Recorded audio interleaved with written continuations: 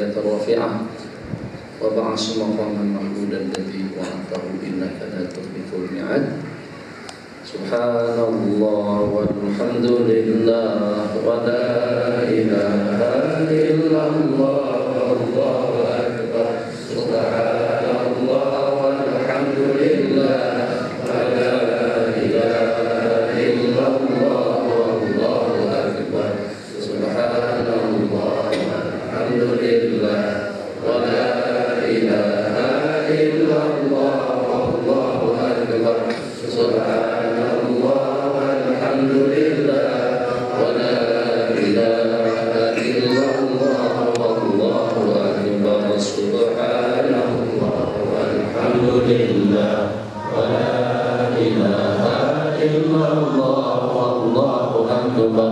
سبحان الله والحمد لله ولا إله إلا الله والله أكبر. Bismillahirrahmanirrahim. Alhamdulillah. Wassallallahu ala sayyidina Muhammad wa ba'd. Beberapa bulan terakhir ini perusahaan Mas memesan untuk tambahan unit Airbus 380 daripada 6 unit yang ada. Mereka memesan sebanyak itu lagi dengan perusahaan Airbus.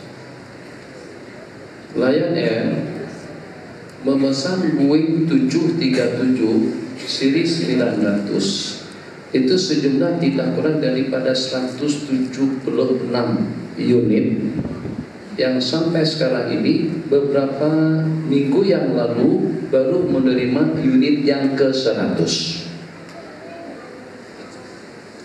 Perumpamaan secara sederhana lagi, beberapa Ferrari yang dihantar daripada Itali ke Malaysia yang disponsori oleh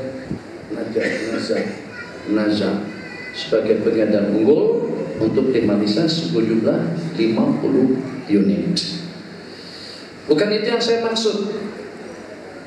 Agak-agaknya dapatkah kita pastikan pesawat yang kita pesan daripada Eropa ataupun juga daripada Amerika, Airbus daripada Eropa, Boeing daripada Amerika, Lamborghini atau juga dengan Ferrari, dengan Lexus dan juga dengan kereta-kereta jemput, dapat kita pastikan tak yang sampai ke tempat kita ini utuh? Atau yang sampai ke tempat kita itu sudah banyak yang ditukar? Mungkin dengan tayaknya, mungkin dengan lampunya, mungkin dengan giatnya, mungkin dengan brake-nya. Ada tak kira-kira khayalan seperti itu, Cik? Itu mungkin berlaku, akan tapi secara fakta, karena mereka juga ada agent di sini, ada wakil, maka mereka berani memberikan garansi dan juga jaminan yang digunakan mereka di Eropa, itu juga yang akan kita gunakan di Malaysia. Bagaimana manusia yang mengeluarkan ratusan unit kendaraan, ratusan unit pesawat, ratusan unit kamera-kamera digital dapat memastikan kami boleh bagi garansi dan jaminan bahwasanya teknologi kami itu canggih, tidak ada tiruan, tidak ada unsur-unsur daripada perusahaan-perusahaan lain campur baur untuk menyerahkan beberapa unit dan juga beberapa barang yang kita pesan. Itu insya Allah takkan diganti dengan lampu yang lain, takkan ditukar dengan produk yang lain. Kalau manusia yang kerdil saja sudah boleh memberikan garansi dan jaminan kepada produknya, dia akan hantar pengawalan yang ketat dengan pengawalan Polniska terterangkat supaya dengan benda tadi itu sampai secara seutuhnya, tidak ada berapa sedikit pun. Syiah dengan kebodohannya mengatakan Allah tidak boleh mengawal Al-Quran, sehingga ditambah oleh manusia, dikurangin sama mereka, disalahkan tafsirannya, disalahkan maksudnya. Logik tak? Ini dalil secara fakta nyata. Mungkin malam ini kita berbicara dengan bahasa diplomat, bukan dengan bahasa dalil, dengan bahasa rasional. Kalau dengan kita dapat memastikan keoriginalannya, keasliannya, keutuhannya, yang dengan kawan kita seperti apa, kita pengawal Jepun, canggih-canggihnya Jepun pun juga tidur. Canggih-canggihnya atau hebat-hebatnya orang Jepun pun juga mengantuk, sakit, lenguh, lelah, letih. Sementara dengan Allah Jalla wa'ala, la ta'khuduhu sinatu wa la naum. Allah tidak pernah mengantuk dan juga tidak pernah tidur. La tahtaritu alaihi aswat, tidak akan tercampur baur itu dengan suara keluhan manusia yang mengeluh, permintaan orang yang meminta, permohonan yang memohon, doa daripada yang meminta, doa daripada yang berharap. La tahtaritu alaihi aswat. Allah tidak akan terhalang zat dan pandangan Allah daripada lapisan yang seperti apa saja tempatnya. Tapi kita bersabda dalam sebuah hadis tentang hakikat daripada riya, di mana dengan riya itu lebih tersembunyi daripada getaran semut yang hitam berjalan di atas batu hitam di malam hari yang gelap gelita. Dengaran, getaran, bunyi daripada semut berjalan tadi itu didengar jelas oleh Allah Jalla wa'ala. Itu ilmunya Allah, Khabir, Maha mengetahui, Alim, Maha Arif Jalla wa'ala, Maha hebat, Maha sempurna, Maha mengetahui, Maha mengatur. Kalau Allah Maha dengan segala-galanya, tentu mustahil. Kalau kita katakan Al-Quran yang diturunkan kepada Nabi Muhammad itu terdiri daripada 17.000 ayat, sedangkan dengan yang ada dengan kita sekarang ini tidak lebih, hanya dalam sepertiganya saja, berarti Allah tidak punya kemampuan untuk mengawal, berarti Allah tidak punya kemampuan untuk menjaga, berarti Allah omong kosong, berarti Allah mempermainkan sesuatu yang tidak betul, janji yang tidak tepat. Inna nahnu nazzalna dzikra, sesungguhnya kamilah yang telah menurunkan Al-Quran, dan kami juga yang memeliharanya, mengamankannya. Apakah untuk sementara waktu? Kalau sementara waktu sama dengan makhluk. Apakah hanya untuk generasi yang pertama? Kalau hanya untuk generasi yang pertama, sama dengan makhluk. Apakah hanya untuk kumpulan-kumpulan tertentu? Apa bedanya dengan makhluk? Pemeliharaan daripada Allah tidak akan tertandingi dan tidak akan ditandingi oleh pemeliharaan makhluk. Maka dengan demikian, kesesatan, kejahilan, kebodohan daripada orang-orang Syiah nampak kelihatan, di mana dengan mereka menganggap berkeyakinan dengan keyakinan yang siyakin-yakinnya daripada beberapa tulisan yang mereka tulis. Kalau mereka katakan tidak ada, kalau mereka katakan tidak betul, itu menambah mata luka, membawa kepada perkara yang lebih parah, berbohong pula dengan takiannya. Sebab ada di kalangan daripada mereka mengatakan, kami pun juga dengan akidah yang sama, dan juga dengan keyakinan yang sama, kepercayaan yang sama. Al-Quran yang ada dengan kita sekarang ini, itulah Al-Quran yang diturunkan kepada baginda Nabi. Kalau mereka berkata seperti itu, bohong, dan itu takyahnya mereka saja. Sebab kenapa? Sebab mereka dengan imam-imam mereka menyatakan bahwasanya Al-Quran yang ada dengan kita sekarang ini tidak sempurna. Yang sempurna itu tersimpan dengan imam mereka yang 12, yang ditunggu-tunggu kebangkitan dan kemunculannya sejak pada beberapa ribu, sejak daripada beberapa ratus tahun yang lalu sampai sekarang tidak kunjung datang. Jadi agak-agaknya bagaimana kalau kita katakan macam mana hukumnya dengan seseorang yang mengatakan Allah tidak kuasa, yang mengatakan Allah tidak benar, yang mengatakan Allah tidak mampu, itu kafir dengan sepenuh suara. Seketika mereka mengatakan Al-Quran sudah muharraf, sudah berubah, sebagaimana dengan kitab-kitab yang sebelumnya. Kitab-kitab sebelumnya tidak ada garansi dan tidak ada jaminan daripada Allah untuk Allah menjaga, mengamankan dan memeliharanya.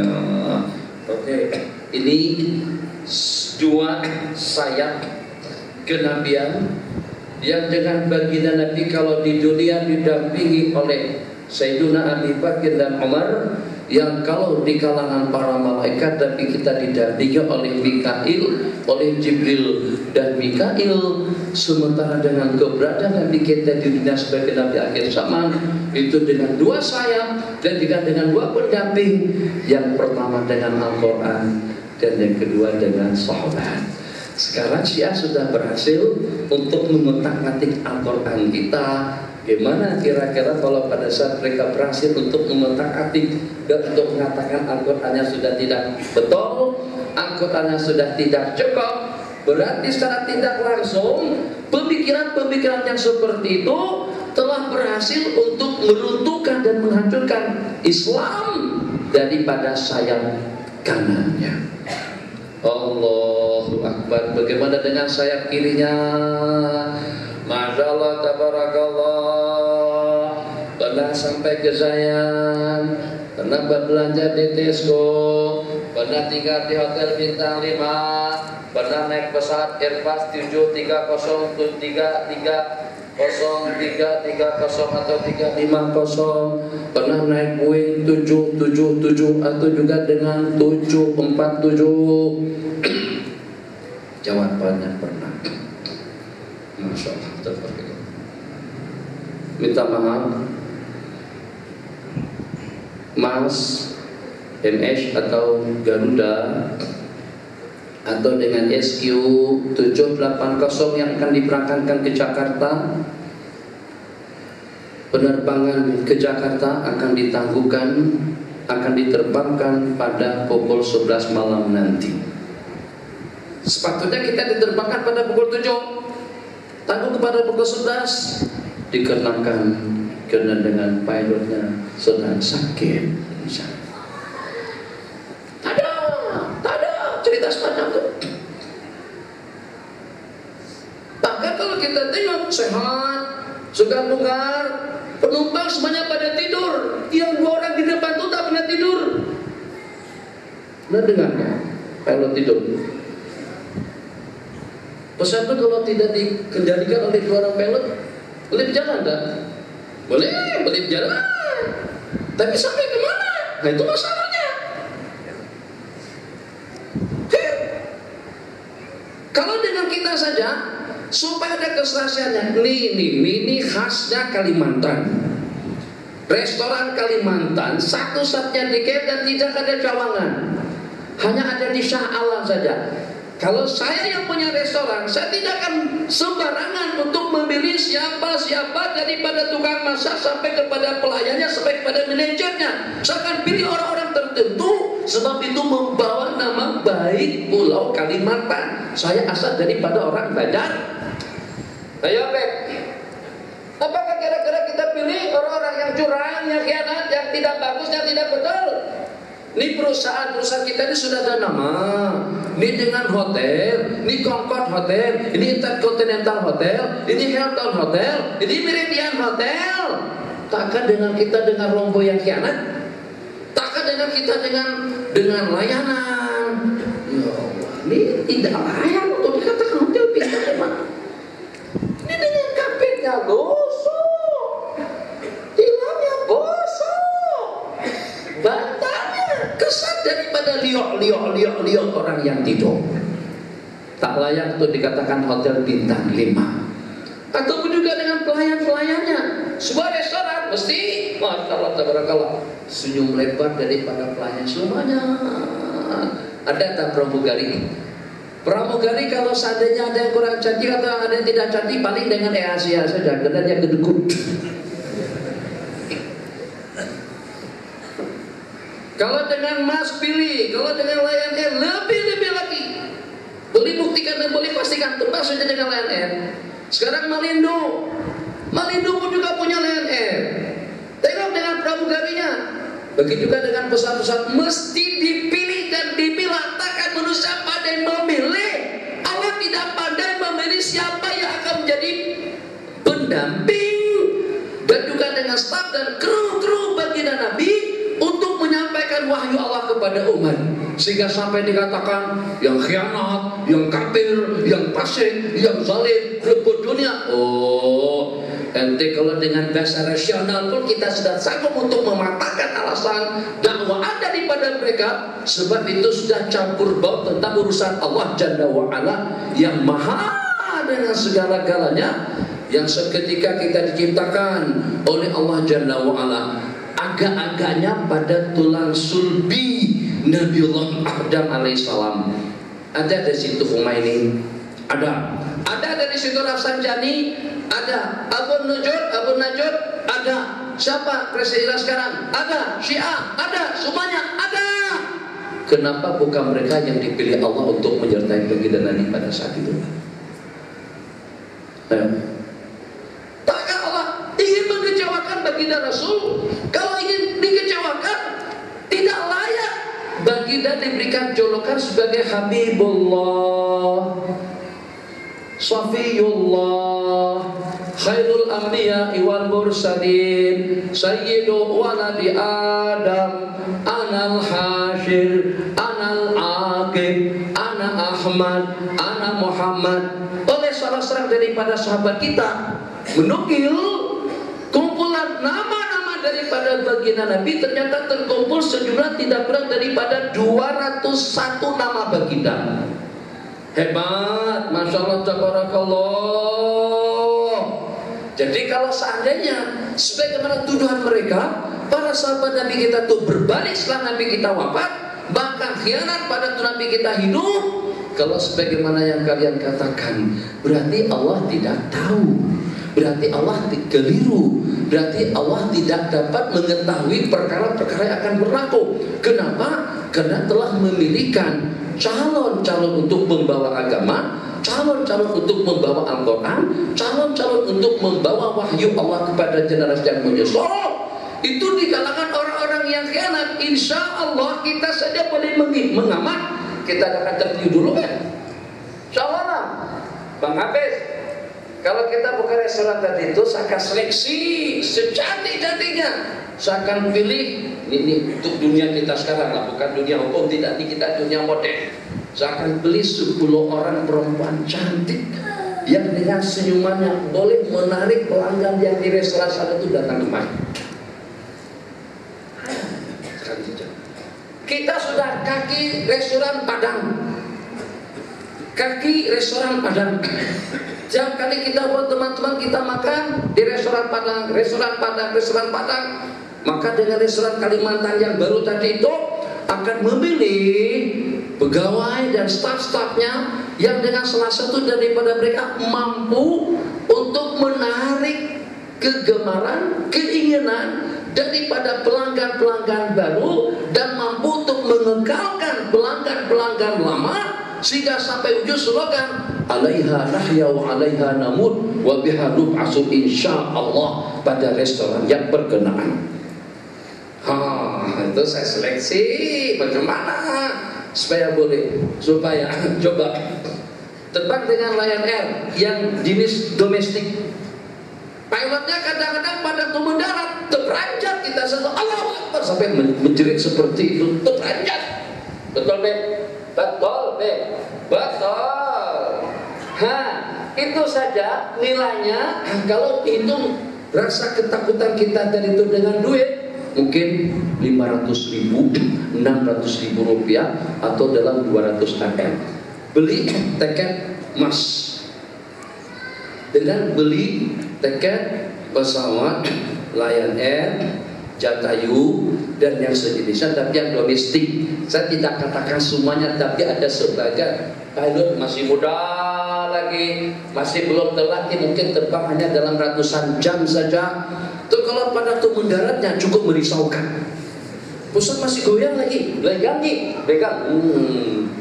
Wah, ini kalau seandainya diturunkan sedangkan pusat masih belum stabil dan mau didaratkan, mau diturunkan secara serentak, tayar depan dengan tayar belakang, tak boleh. Saya tak pandai pun tak boleh macam tuh. Dia harus ikut arus, ikut jalan. Jadi biasanya dia terus sendiri, tak perlu dihampaskan seperti itu, tidak. Dia ikut arus, ikut jalan. Terus tersentuh dua tayar samping menyamping ke tanah, baru menyusul dengan tayar yang di depan. Mendaratnya nyaman, enak, hemat. Kenapa? Karena dengan perusahaan itu jaga nom. Kenapa sekarang dengan Lion Air bersaing dengan Air Asia? Yang pun dikatakan kami adalah penerbangan bertarif murah kelas dunia sejak pada beberapa tahun yang lalu. Mana kelas dunia?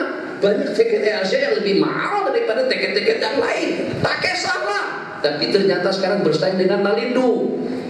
Bersaing sekarang dengan Lion Air pun juga bertarif murah. Bahkan kadang-kadang kita terbang dari sini ke Jakarta promosi, tidak dapat habuan apa-apa. Satu kali terbang setakat dalam 300.000 saja. Berapa 300.000? Tidak lebih daripada dalam 85 ringgit RM saja. 85 RM saja. Terbang dengan Lion Air dapat timbangan double lagi. Coba dengan Air Asia lebih sekilo saja. Pernah bayar 20 ringgit 2 kilo 40 ringgit. Coba saja kalau sampai terlambat masuk ruang tunggu dengan panggilan yang terakhir, pesawat tidak akan menunggu. Udah dapat boarding pass, tinggal masuk pesawat saja lagi. Harus ada 20 menit sebelum terbang, sudah ada di ruang tunggu. Akan dibatalkan, akan dia cancel keberangkatan kita, dan akan dia turunkan barang kita, dan kita disuruh untuk beli tiket baru. Ini bukan merendahkan Air Asia, saya naik Air Asia juga kadang-kadang, tapi yang saya maksud di sini tuh dengan pilot secara khusus memang yang profesional, turunnya nyaman, lembut, kita pun hati kita tenang. Lion Air pun juga lembut, nyaman, hati kita pun juga tenang. Tambah dengan Mandala dengan yang di Singapura, Tiger pun juga mudaratnya nyaman. Kalau manusia boleh memilih dan memilih, boleh memilih dan memilah orang-orang yang akan menjalankan tugas kita dengan elok, amanah, jujur dan baik. Takkan Allah tidak boleh memilih kumpulan manusia yang akan mampu untuk menyampaikan dakwah dengan elok secara profesional dan baik. Kalau kita katakan sahabat Nabi kita fasik, kalau dikatakan mereka sahabat Nabi kita khianat, itu berarti celaan dan cercaan langsung kepada Allah Jalla wa'ala yang tidak pandai menseleksi, yang tidak pandai memilih kumpulan para sahabat untuk menjadi penggemar dan orang-orang setia baginda Rasulullah SAW. Sebelum dengan kita berbicara ke sana dan kemari, kita buktikan keikhlasannya seperti apa. Apakah duitku ya Rasulullah? Apakah dengan jiwa ragaku? Apakah dengan kedudukanku? Apakah para sahabat Nabi kita yang menjadi sahabat orang-orang yang tidak punya kedudukan? Sayyidina Abi Bakar Siddiq adalah salah seorang daripada tokoh masyarakat, orang yang berwibawa, manusia yang berpengaruh. Masya Allah tabarakallah, orang yang profesional. Sayyidina Umarnya, Sayyidina Alinya, Sayyidina Utsmannya, Sayyidina Abdurrahmannya, satu persatu kalau nak kita rincikan dan juga nak kita senaraikan, kita nak sebut dalam bidang apa saja. Amanahnya manusia yang paling jujur, dan juga kebijakannya manusia yang paling bijak, kemuliaannya manusia yang paling mulia, daya ingatannya manusia yang paling kuat daya ingatan, dan juga dengan pengorbanan yang tidak ada tandingan. Allahu Akbar.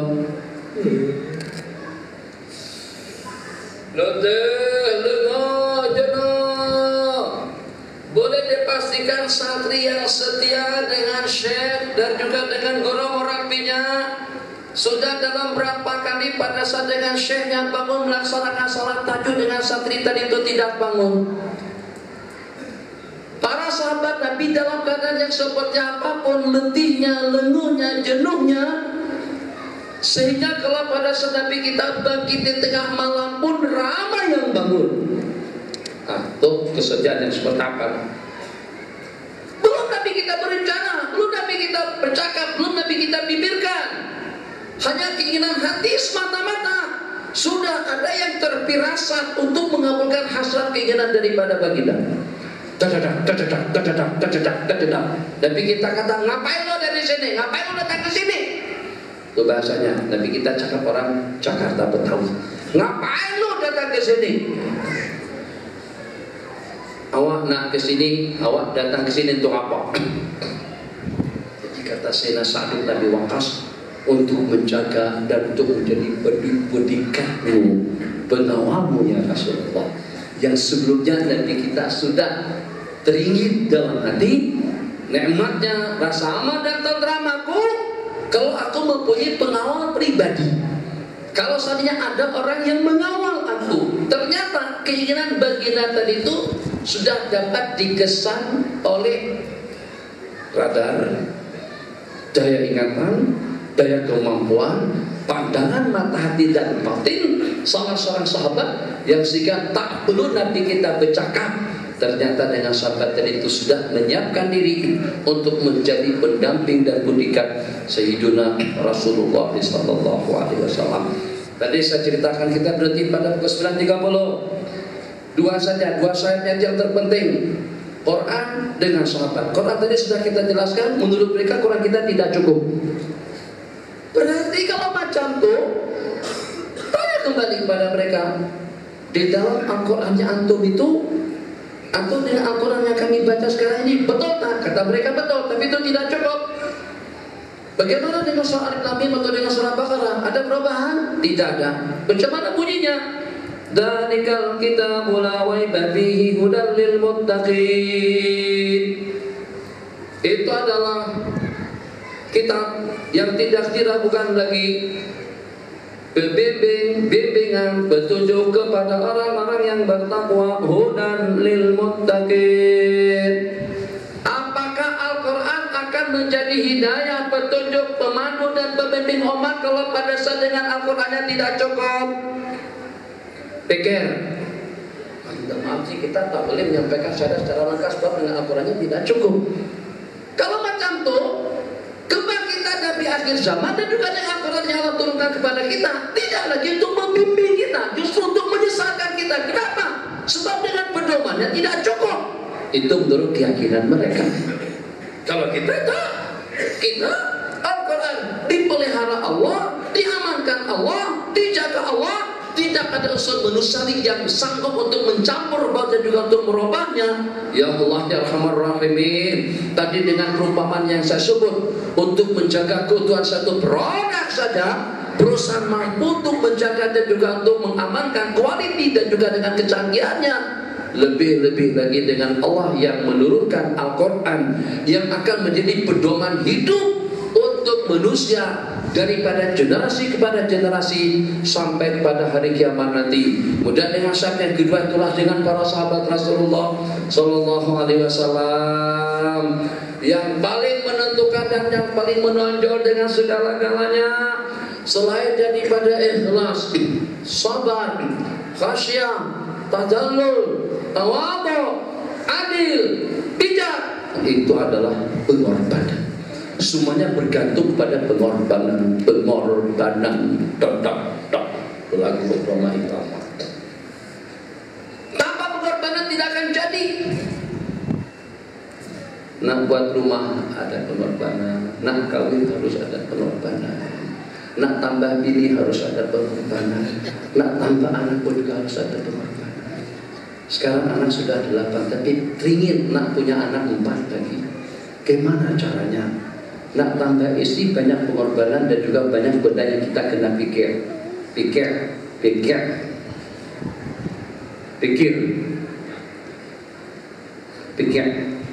Sama kan?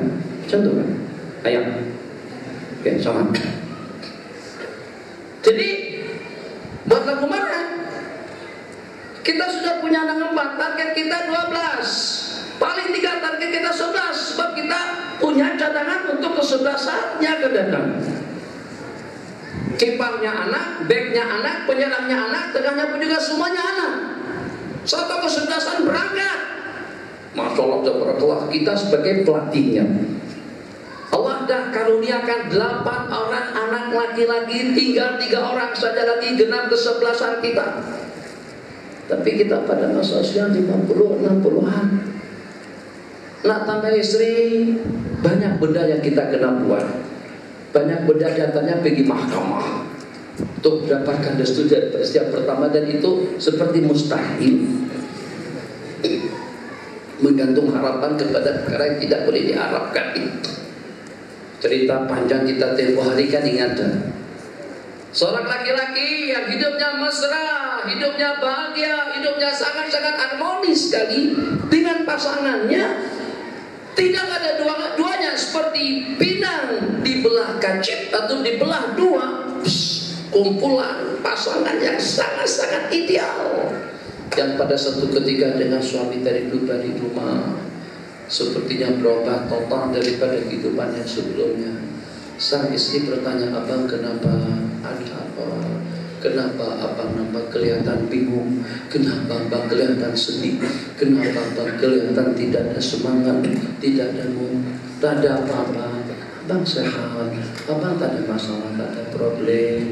Tak, abang tidak seperti kemarin, abang dah berobat." Tidak ada. Abang alhamdulillah sebagaimana hari-hari yang sebelumnya. Tidak makan, tidak minum, tidak simbang. Semakin sehari kesehatannya semakin turun, semakin sehari kesehatannya semakin turun, tenang. Sehingga setelah beberapa hari ke depan badannya kurus, mukanya pucat. Tapi tetap dari hari ke hari istri menanyakan, "Bang, ada problem apa?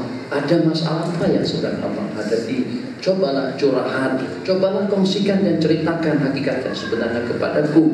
Mungkin aku boleh bantu abang, mungkin aku boleh tolong abang, mungkin aku boleh berikan solusi dan juga dengan jalan keluar yang ideal dan baik." Tetap jawabannya tidak. Aku tidak ingin menyengsarakan kamu, aku tidak ingin mengecewakan kamu. Cintaku itu adalah segala-galanya, karena demi cintakulah aku tidak ingin menyengsarakan, menyusahkan kamu. Biar aku sendiri yang menyandangnya, biar aku sendirian yang merasakannya. Abang tidak betul macam itu. Sehidup, kalau kita sudah bersama, berarti kita seia, sekata, senada dan seirama. Yang menyenangkan abang menyenangkan aku, yang menyedihkan abang pun juga menyedihkan aku. Segala derita harus kita tanggung bersama. Bang, ceritalah yang sebenarnya. Maka dengan abang tadi itu, pada detik-detik terakhir sebelum menghembuskan napas yang terakhir, terpaksa bercerita secara terang-terangan, berterus terang dengan istri. Sebenarnya abang sama sekali tidak ingin menggores, apalagi kalau sampai melukakan hati dan perasaan. Itu bahasanya tergantung pada kita yang bercerita. Jangankan untuk melukakan, kamu menggores perasaanmu saja aku tidak tega dan juga tidak sampai hati. Tapi karena itu merupakan detik-detik terakhirku, aku terpaksa harus menceritakan yang sebenarnya. Sejak 3 minggu yang lalu, aku dipanggil oleh Tuan Sultan dan diancam kalau aku tidak kawin dengan anak darahnya, aku akan dibunuh. Itu yang jadi pikiranku. Tapi karena cintaku kepadamu, aku tidak sampai hati untuk memadukan kamu. Jadi kata sang istri dengan sedih dan duka cita, dengan rasa terharu, dengan tetesan air mata, "Demi Allah, Bang, aku lebih rela abang dibunuh oleh tuanku daripada abang memadukan aku." Gagal kan? Sendiwara yang berminggu-minggu tadi itu gagal. Itu dia dikira karena sudah sampai ke batas itu, dalam keadaan letih, lenguh, dalam keadaan kritis, maka kata si oke lah kalau macam itu bang, abang kalau nambah 2-3 pun juga tidak mengapa. Itu yang diharapkan. Ternyata kata si lebih elok abang dibunuh daripada abang memadukan aku. Susah tak kawin? Susah. Tapi cerita. Oke, akhirnya macam mana? Sekarang kita nak tambah 3 lagi. Mau tidak mau kita akan mencari bahan penguat yang memberikan tenaga dan memberikan kita kekuatan kembali. Akan dengan kita boleh kembali seperti pada masa usia 30-an. Akhirnya buka akhbar, berita internet, YouTube, tongkat Ali, tongkat Abu Bakar, tongkat Umar, cari situ. Dapat cerita sebenarnya. Jadi ingat tak kenapa sampai ceritakan yang macam ini? Apa tadi dasar pangkal pembicaraan kita? Cerita apa tadi?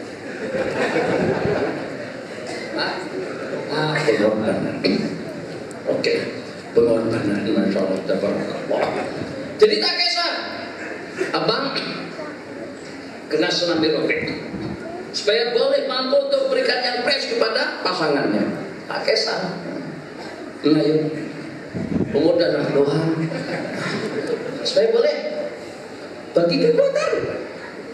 Suruh radeks dengan radeknya, tongkat kali dengan tongkatnya, pasak bumi dengan buminya.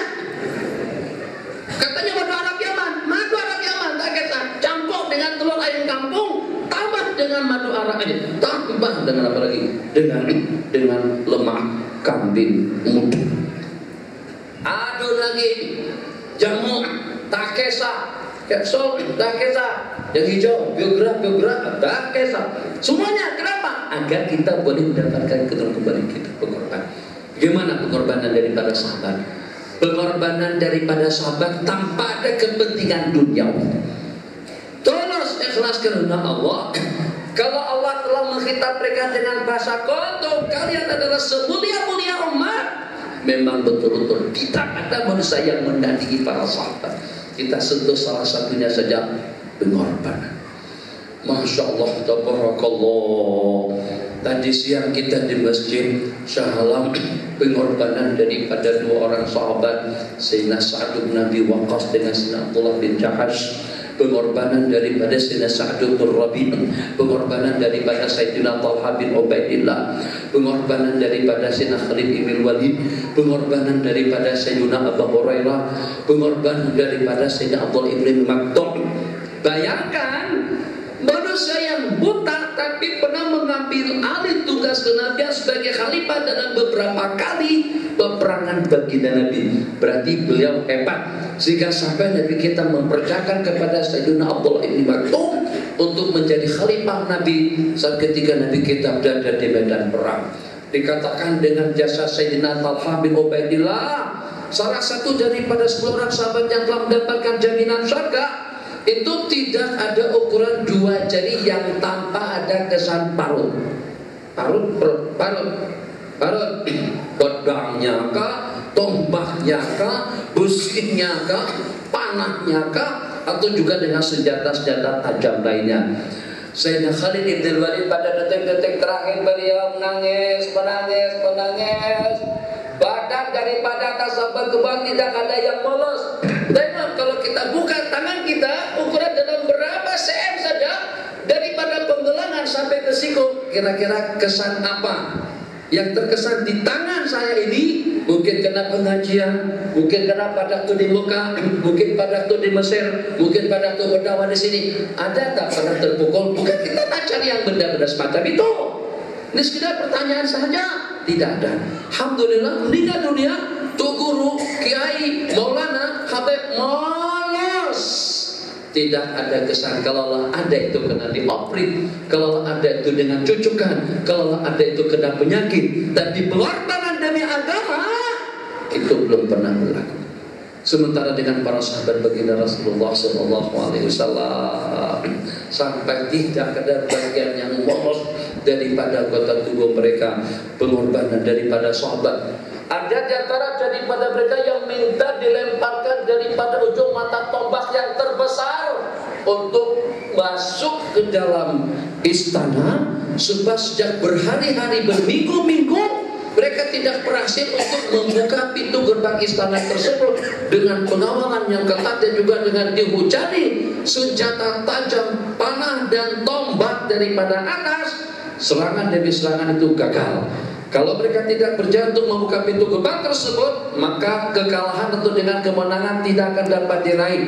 Jadi kata salah seorang daripada mereka, kalau tidak salah nama beliau adalah Anas ibn Nadhr, saya meminta agar aku diletakkan di ujung mata tombak, kemudian kalian lemparkan sekuat-kuatnya agar aku dapat menyeberangi benteng mereka tersebut. Setelah aku masuk ke dalam, aku akan mainkan senjata tajamku untuk aku membuka pintu gerbang tersebut. Kalau kalian dengan takbir daripada dalam, maka sambutlah dengan takbir daripada luar dan lancarkanlah serangan pada saat itu. Setelah beliau dilemparkan daripada ujung al-manjani atau juga daripada ujung tombak tadi itu, Masya Allah, tabarakallah. Di dalam sudah menunggu sejumlah tidak kurang daripada 40.000 orang tentara Musailimatul Kadzdzab, yang pada hari itu peristiwa peperangan yang berlangsung mengorbankan sejumlah tidak kurang separuh daripada pasukan Musailimah yang terbunuh. Itu atas keberanian dan pengorbanan yang seperti apa? Kita berkorban yang seperti apa? Setakat beranjak daripada bilik tidur menuju bilik mandi berwudu untuk kita sembahyang tahajud saja kita tidak mampu. Terus mau menjembatkan para sahabat, katakan mereka khianat, katakan mereka bodoh, katakan mereka zalim, kurang asam, kurang garam, yang mengatakan kata-kata semacam itu. Kalau dengan bahasa kita mampu sekalian, kalau pada saat kalian berhadapan dengan salah seorang daripada sahabat, diceritakan dalam beberapa cerita yang menarik, disebutkan dalam beberapa rangkaian cerita, orang yang mencerca dua sahabat Nabi kita yang pertama pasti dan pasti kuburnya boleh dikorek. Dia sudah menjadi khinzir atau anjing di dalam kuburnya. Itu kumpulan cerita itu dikumpulkan oleh Al-Imam Ibnu Qudamah Al-Maqdisi di dalam kitab An-Nahyu an Sabbil Ashab, larangan dan cegahan kita mencerca dan mencaci maki para sahabat, yang ditunggu oleh Al-Quran, walladzina ja'u min ba'dihim, dan juga dengan generasi yang datang setelah mereka. Itulah generasi para tabi'in, atba'ut tabi'in, abad keempat, 5, 6, 7, abad ke-15 dengan zaman kita sekarang pun juga tidak ketinggalan. Yaqulun, mereka berkata, Rabbana ighfir lana, ya Allah ampunkanlah kami. Satu, wa li ikhwanina alladziina sabaquna bil iman, dan juga dengan saudara-saudara kami yang telah mendahului kami dengan iman. Kemudian berikutnya, wal ikhwanina alladziina sabaquna bil iman wa la taj'al fi qulubina ghillan, dan jangan kau wujudkan di dalam hati kami rasa dengki dan benci. Coba tengok hati orang Syiah, penuh dengan kebencian, dendam, benci, melaknat, mengutuk, sampai banyak tulisan-tulisan yang mereka tulis. Bahkan ada di antaranya zikir khusus yang kandungan isinya tentang fadail, mencerca, melaknat, mencaci maki dua orang sahabat yang beriman. Seperti kita baca hizib, ya Ali ya Kabir, ya Halim ya Qadir, antara bi wa kahfi, ada amalan-amalan yang semacam itu yang isinya adalah celaan dan cercaan. Sebab bagi mereka mencela dan mencerca para sahabat itu adalah ibadah, itu akan mendekatkan diri mereka kepada Allah Jalla wa Ala. Dadak 2 menit, dadak naik kuda. Sehingga di sebuah masjid selesai salat fardu dilaksanakan, imamnya langsung hadap para jamaah, mencerca, melaknat, mencaci maki, menghinakan para sahabat baginda Nabi, dan secara khusus dengan Sayyidina Abi Bakr dan juga dengan Sayyidina Umar. Ini pendamping pertama. Agak-agak apa? Kalau kita punya pendamping, karena mesti kita buang kan? Akan kita ganti dengan yang lain. Takkan Allah tidak mengetahui dengan dua pendamping pertama yang sekarang ini dikuburkan berdekatan dengan baginda lagi. Tengok, supaya kita tahu makam daripada dua orang sahabat Nabi kita pertama. Nabi kita bersabda, Allah perkasa aku dengan dua orang pendamping daripada langit, Jibril dan Mikael, daripada bumi, Abu Bakr wa Umar. Nabi kita bersabda, iqtadu billadaini min ba'di, ikutilah dengan dua orang yang setelah aku, Abu Bakr wa Umar. Banyak manaqib, banyak keistimewaan, banyak kelebihan daripada mereka berdua. Malaikat Jibril pernah ditanya bagaimana tentang manaqib Sayyidina Umar, kemuliaan Sayyidina Umar, kehebatan Sayyidina Umar, kelebihan Sayyidina Umar. Malaikat Jibril mengatakan, kalau seandainya dengan aku ingin menghitung fadail daripada Umar, daripada awal aku diciptakan sampai habis, atau daripada awal umur dunia sampai sinar dan lenyap dengan hari kiamat, itu tidak akan habis. Sementara ungkapan kata-kata daripada Sayyidina Umar sendiri, aku ini dibandingkan dengan Sayyidina Abu Bakar, innama ana hasanatun min hasanati Abi Bakrin, aku adalah merupakan satu kebaikan daripada kebaikannya Sayyidina Abu Bakar. Oh, kata mereka tidak terima tentang manaqib. tentang sahabat, tentang yang 10, tentang al-asyarah, tentang khulafaur rasyidun, sebab itu riwayat daripada ahli sunnah, bukan riwayat daripada ahli bait. Itu kan mereka katakan macam itu. Saudara-saudara, kita katakan dalam Bukhari, mereka tidak terima Bukhari. Mereka terima kitab Al-Kafi, Al-Kulaini yang setara dengan Sahih Bukhari menurut kita. Oke, kita dengan bahasa nasional lagi, tidak perlu dengan bahasa dalil. Hadis-hadis yang diriwayatkan oleh ahli bait. Sekarang ada berapa ramai ahli bait yang hadir? Paling 2, 3, 4 orang di kalangan sahabat. Ahli bait artinya keluarga Nabi daripada Bani Hashim dan juga daripada Bani Muttalib. Itu bukan kumpulan yang memenuhi masjid. Yang memenuhi masjid di kalangan para muhajirun dan ansar. Boleh kita pastikan 1 banding 10, 10 banding 100. 10 daripada ahli bait ada 100, mungkin 1000 daripada kaum muhajirun dan ansar. Itulah yang menjadi penggemar setianya Rasulullah SAW. Ibadallah, sidang Jumat yang berbahagia. Aku berpesan, khatib berpesan kepada diri khatib sendiri dan juga kepada sidang Jumat, para pendengar sekalian. Itu kan bahasanya kurang lebih. Ayo, sidang Jumat itu siapa? Ahli bait semuanya. Pada waktu Nabi kita sedang berada atas mimbar, pada waktu Nabi kita sedang berada di medan perang, pasukan perang itu terdiri daripada siapa-siapa. Kita sepakati dulu, ungkapan kata-kata daripada Nabi berarti hadis, perilaku daripada Nabi berarti hadis, restu dan setuju daripada berarti hadis. Siapa yang memperhatikan semuanya itu? Semuanya ahli bait. Doa mendoa pada waktu Nabi kita di rumah, apakah Nabi kita dengan ahli bait? Doa yang kita baca pada waktu kita akan bersama dengan istri melakukan hubungan intim, apakah ada baginda Ali pada saat itu? Nonton apa Nabi kita baca? Oh udah, nanti letak kamera. Atau Sinar Hasan memperhatikan Nabi kita baca apa? Ya Allah, jadi mau dikatakan bodoh, memang bodoh sebenarnya. Paham yang saya maksud? Segala-galanya daripada Nabi, sejak Nabi kita berusia 40 tahun sampai Nabi kita wafat, itu adalah hukum hakam. Pada saat Nabi kita bercakap-cakap dengan orang banyak, khutbah di hadapan orang ramai, arahan, panduan, bimbingan pun juga kepada pasukan, tidak semuanya ahli bait. Berarti kalau macam itu mustahil, tidak dapat kita katakan hanya kita menerima hadis daripada ahli bait sahaja. Hadis-hadis yang lain kita tolak. Kenapa? Sebab Nabi kita tidak senantiasa dan selalu dengan ahli bait. Satu, kena faktor ramai di kalangan mereka yang tidak beriman. Yang kedua, tidak semuanya lekat dengan baginda Nabi. Abu Hurairah yang terbanyak dalam meriwayatkan hadis bukan ahli bait. Ibnu Umar bukan ahli bait. Sayyidatuna Aisyah bukan daripada ahli bait. Sayyidina Abdullah ibnu Abbas saja seorang daripada ahli bait. Jabir bin Abdullah, Anas bin Malik, Sayyidatuna Aisyah, Sayyidina Abdullah ibnu Abbas, Sayyidina Abdullah ibnu Umar, kemudian dengan Sayyidina Abbas Al-Khudri, dan juga dengan Sayyidina Anas bin Malik. Ini 7 daripada orang-orang yang paling banyak dalam meriwayatkan hadis. 1 orang saja daripada ahli bait, Sayyidina Abdullah ibn Abbas radhiyallahu ta'ala anhu. Jadi untuk yang selebihnya itu diriwayatkan oleh siapa? Kalau mereka tak nak terima riwayat daripada selain daripada ahli bait. Saya lengkapkan cerita tadi itu. Bising telinga, bising cerahan kepada 2 orang sahabat dan juga kepada para sahabat Nabi kita semuanya.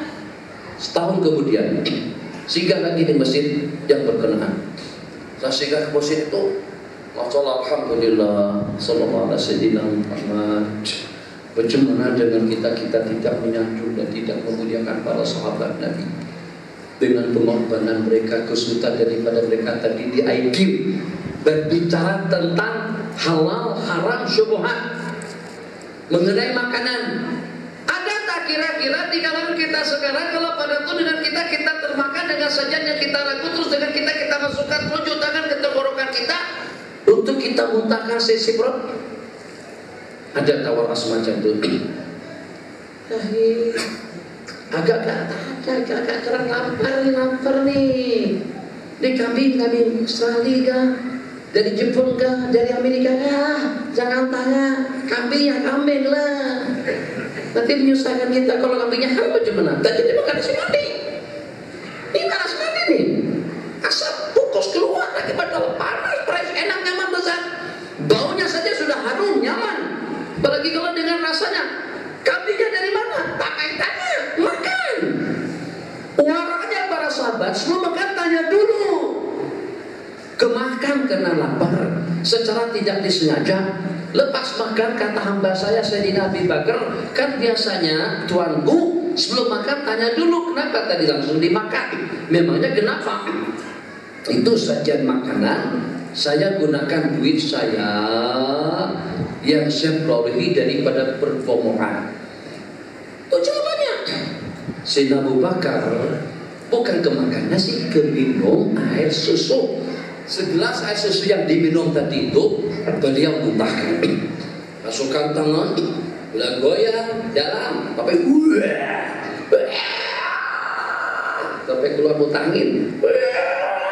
Muntah lagi, lego sakit kali. Habis. Orang jadi kesian.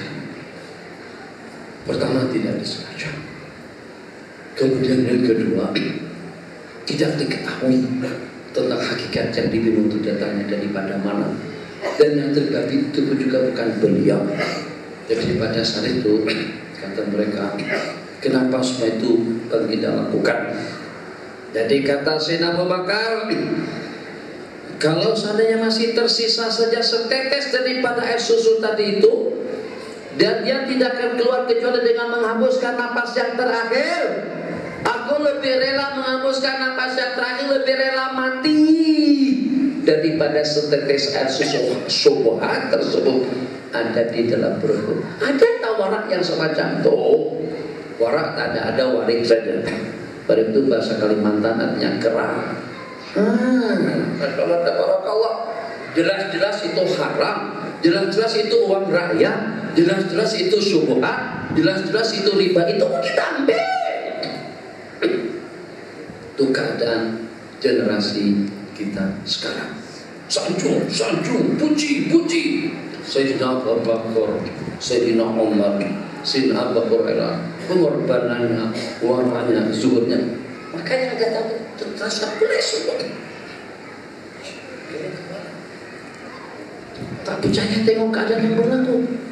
Tahun kemarin dibelas, dibantai betul para sahabat, sementara dengan imam yang tadi itu para sahabat kita disanjung dan dipuji. Terus tanya, apa cerita? Pasal apa? Oh, yang dulu itu Imam Syiah, sementara yang sekarang ini Imam Sunni. Jadi kata dia, mana imam yang hak tahun lepas tuh? Awak nak jumpa kah? Ya, nak ketemu kah? Betul. Bawa berjalan. Oke, naik motor. Tak ada motor pada waktu itu. Keledainya, dedak.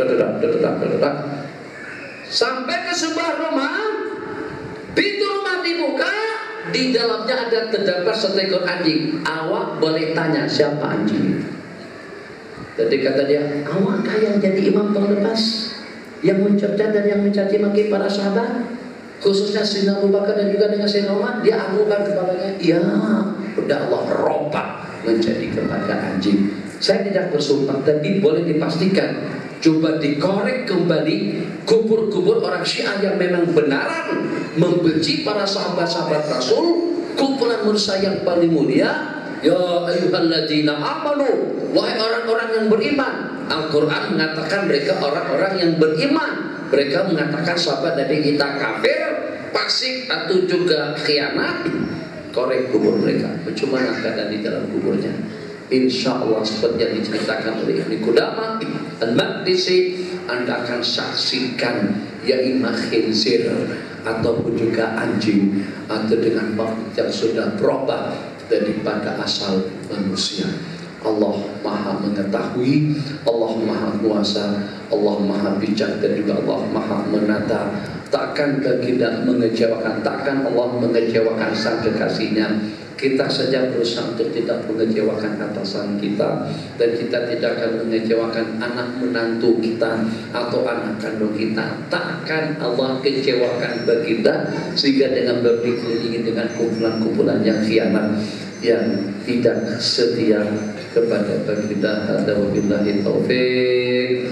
Wa sallallahu ala sayyidina Muhammad wa ala alihi wa sahbihi wa sallam. Ada sebarang soalan silakan dalam 2-3 pertanyaan saja. Silakan. Allah.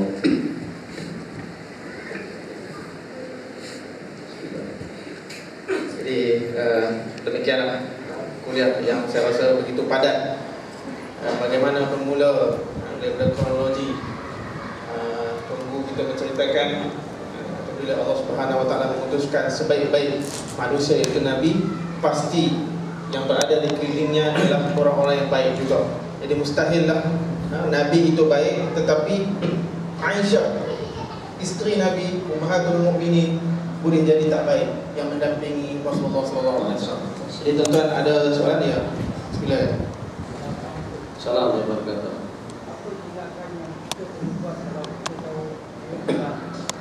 Bagaimana tindakan kita sebagai pemerintah? Jadi nanti dibukakan dengan undang-undang, dengan undangan, dengan lembaga, dan juga dengan perkara seumpamanya. Sebab macam manapun segala tindakan yang berlaku itu atas dasar peraturan dan undang-undang daripada tiap negara masing-masing. Sementara kalau dengan kita menggunakan bahasa hukum dan juga dengan bahasa syarak,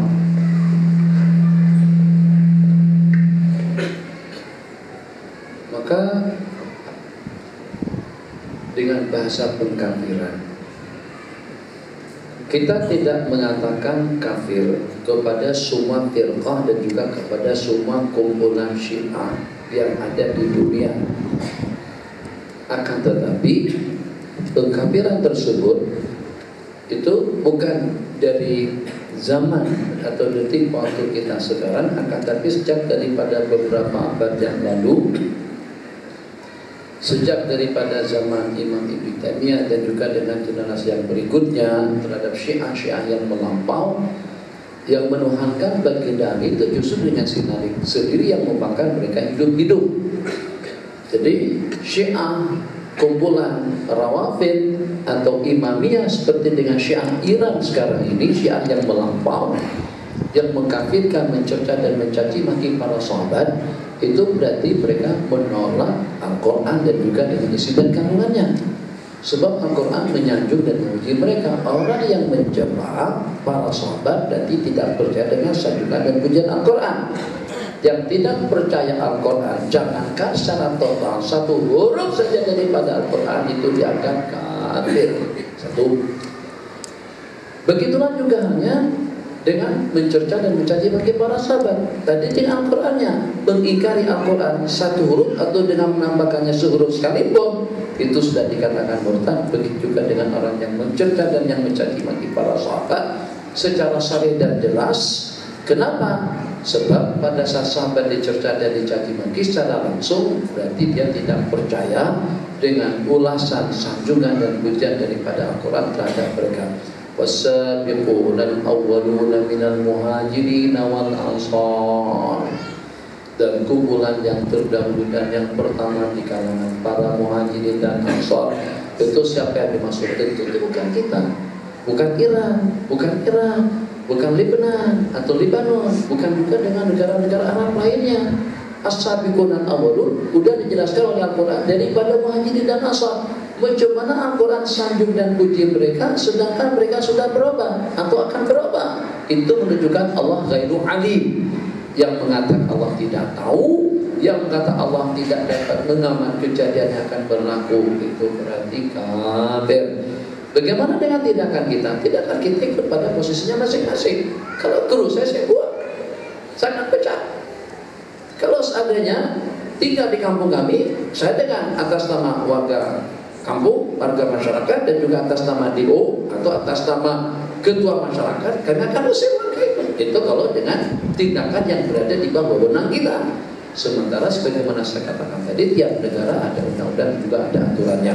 Kalau seandainya undang-undang ikut kita atau juga tanpa ada gangguan dan tekanan daripada mana-mana pihak, maka sebagaimana yang saya katakan tadi, orang yang murtad kalau memang secara sharih dan jelas dan tidak beranjak daripada akidahnya, darahnya itu sudah halal untuk dituangkan.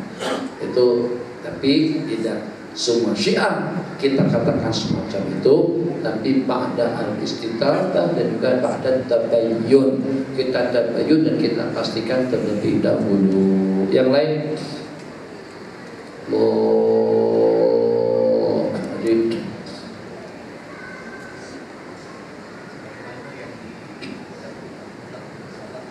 Abdullah bin Sabah.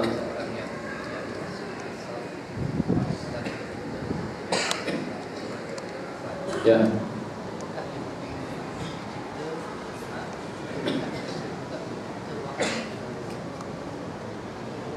Jadi Abdullah bin Sabah dikatakan itulah merupakan benih pertama munculnya kumpulan Rawafid dan juga dengan Syiah, dan juga perpecahan yang pertama yang berlaku dengan kumpulan Baginda Ali karamallahu wajhah setelah berakhirnya dua peperangan Jamal dengan Siffin yang mengorbankan sejumlah sekian daripada para sahabat Nabi dan juga daripada para tabi'in. Cerita panjang di mana pada saat itu sejumlah tidak kurang daripada sekian ribu berkurangan daripada pasukan Baginda Ali.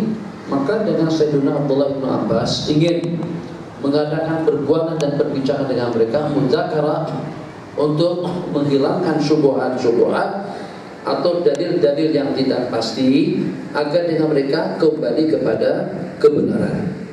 Kata Baginda Ali, aku risau tentang keberadaanmu dan juga risau tentang rencana yang kamu rencanakan. Kata Sayyidina Abdullah bin Abbas, tidak perlu risau, aku akan adakan perdebatan dan perbuatan dengan mereka.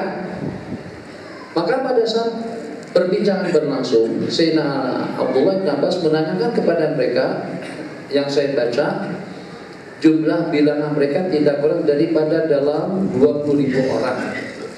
Daripada pengikut Baginda Ali yang daripada pengikut setia menjadi kepada musuh yang berbalik, menentang dan melawan beliau. Disebabkan kenapa saja dengan kalian berbuat semacam itu? Jadi kata mereka karena 3 faktor. Faktor yang pertama, bagaimana dengan peperangan yang telah berlangsung dan juga dengan kemenangan yang kita raih, ya dengan kita tidak dibenarkan untuk menghamba sahayangkan tawanan kita.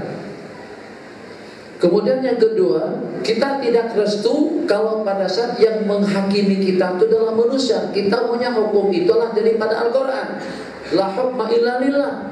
Tidak boleh kita menghakimkan seseorang. Ini dengan alasan yang kedua. Kami menolak Baginda Khalifah yang ketiga, sebab karena dengan Baginda Khalifah telah meluncurkan jabatannya sebagai Khalifah, disebabkan kena tahkim antara Sayyidina Amr ibn al-As dan juga dengan Sayyidina Abu Musa al-Asy'ari. Jadi kata Sayyidina Abdullah ibn Abbas, kalau alasan kamu tidak memberikan sokongan sepenuhnya lagi kepada Baginda Ali disebabkan kena pasukan kita tidak menghamba sahayakan tawanan, apakah awak ingin menawan istri si Baginda Nabi yang terbabit?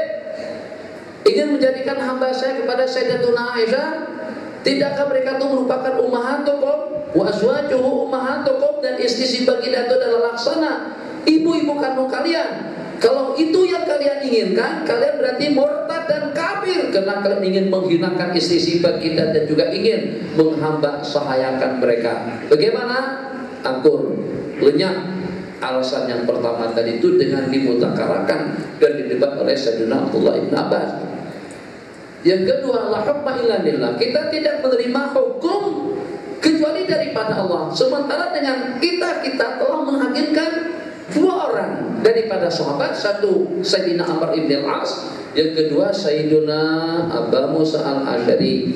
Jadi kata Sayyidina Abdullah ibn Abbas, itu dengan larangan Al-Quran yang melarang kita untuk kita berburu binatang, wala taqtulu sayda wa antum hurum.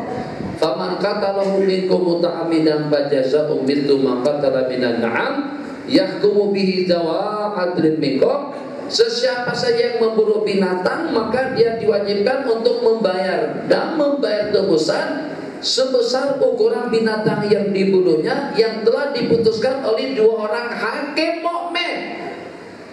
Al-Quran membenarkan hakim itu daripada manusia, tidak mesti hakim itu daripada Allah atau juga dengan Al-Quran. Akhirnya syubhat yang kedua tadi itu juga dapat dipatahkan.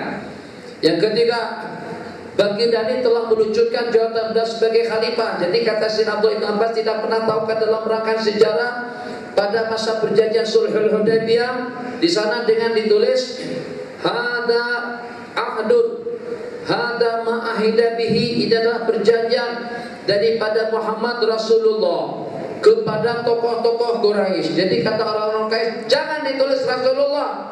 Kalau memang dia benaran Rasul, tentu kami percaya dan beriman. Tulis Muhammad bin Abdullah. Nabi kita luncurkan jawatan beliau sebagai Nabi dan Rasul. Nabi kita kata, demi Allah, aku adalah Nabi dan Rasul yang sebenarnya, yang walaupun mereka tidak mengakui tentang kerasulan dan juga tentang kenabian itu.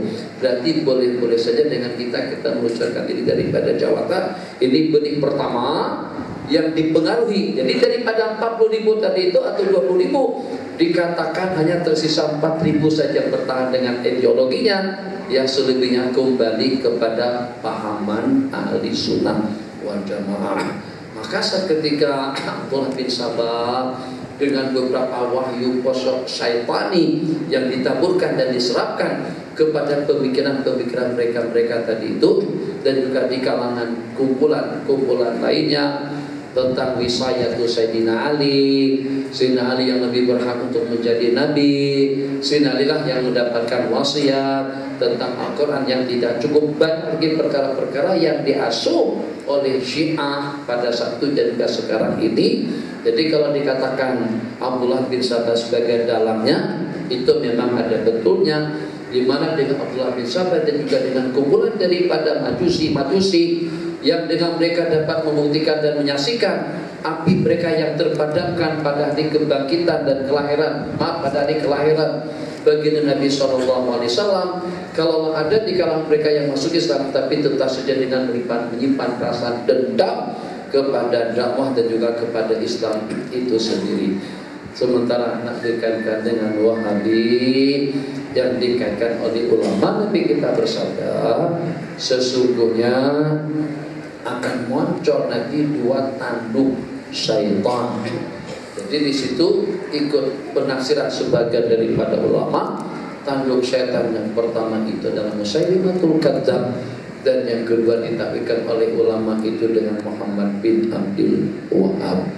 Memang dikatakan daripada berbagai fitnah dan juga daripada berbagai huru-hara yang pernah dialami oleh umat Islam, tidak ada yang sesadis fitnah Wahabiyah pada masa permulaan mereka bergerak untuk menyebarkan ajaran mereka, ajaran yang ekstrim, yang beda pendapat akan dikatakan sesat, dan juga yang bertawasul akan dikatakan kafir, dan bagi mereka itu tergolong dalam kumpulan yang halal darahnya dan juga boleh dituangkan. Itu fakta sejarah yang tidak dapat dilenyapkan oleh sesiapapun. Boleh kita baca di dalam tulisan-tulisan yang berbicara tentang sejarah Islam abad ke-11, 12 dan masa-masa yang berikutnya. Sebelah sini ada satu pertanyaan terakhir. Allah tidak ada. Sallallahu alaihi Muhammad wa ala alihi wasallam. Walhamdulillahirabbil alamin. Subhanakallahumma wa bihamdika asyhadu an la ilaha illa anta astaghfiruka wa atubu ilaik. Tunggu jemputan daripada pembawa pengurus majelis. Kalau ada jemputan makan, ya alhamdulillah.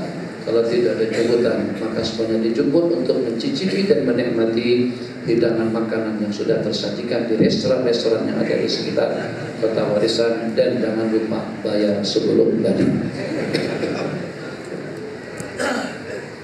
Tuan dan puan, terakhir daripada saya, dalam slide pembentangan oleh Jakim di USIM itu, ada satu slide yang ditunjuk mereka buat serbuan di markas Syiah, dan dalam bilik ketua Syiah tu, saya tak pasti apa dia ketua Ayatullah Kamullah kan, dalam tu ada tilam, Dan di atas meja yang sebelah tilam tu terdapat minyak pelincir. Tapi kita husnuzon, mungkin minyak pelincir tu dia buat minyak rambut ya. Untuk urut kaki kan. Wallahu a'lam bishawab. Jadi tuan-tuan, dekat kota warisan juga banyak anjing. Jadi tuan-tuan bila jumpa anjing, tuan-tuan tanya, hang ni dulu pernah maki sahabat tak? Kalau dia angguk, makna kata asalnya Syiah lah tu. Jadi sebagai tanda penghargaan kepada Al-Fadhil Tuan Guru Ustaz Nuruddin, majlis dengan segala hormatnya menjemput Haji Hasbullah Pengurusi Surau Al-Hijrah Kota Warisan untuk menyampaikan sedikit cerita.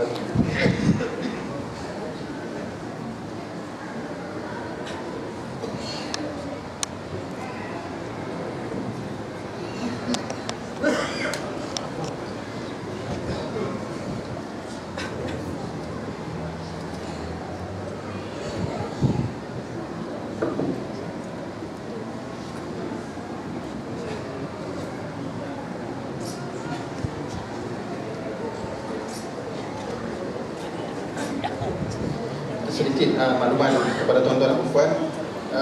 Ada siri penerangan pejabat ADU dan ahli parlimen Sepang tentang wacana GST dan zakat pada 27 bulan 1 ini, hari Isnin jam 9 malam di Dewan Serbaguna Bandar Baru Selat Tinggi.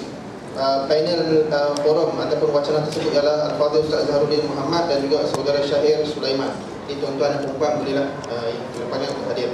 Dan insyaAllah seperti mana yang diwawakan oleh Al-Fadhil Tuan Guru ini, lepas insyaAllah kita ada sedikit jamuan untuk semua. Dan kita sudahi dengan suratul Asr.